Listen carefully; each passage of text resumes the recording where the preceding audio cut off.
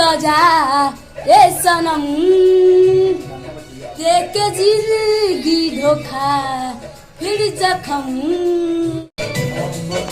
Hi guys, जैसे कि आप लोग देख रहे हैं, एक हम सिंगर से जुड़ चुके हैं। ये आप लोगों को गाना सुनाएगा, तो आओ गाना सुनाओ।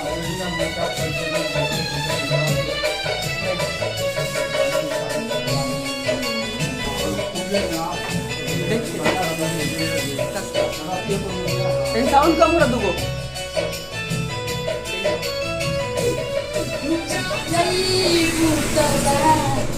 सनम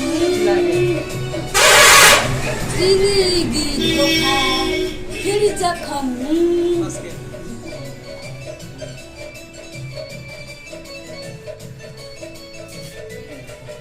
जा जईबू तो जा ए सनम देख के जिंदगी धोखा फिर जखम। सोचो हमारा बारे में खाती हमार माइल रहे प्यार काले परसो के कोइल न रहे। गईलू जैसे ऐसे भइल न रहे प्यार काले परसो के कोइल न रहे।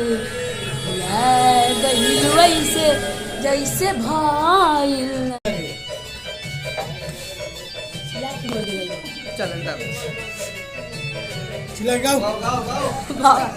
के पानी जैसे प्यारे या पवित्र से कैले बानी जान देवता पीतर।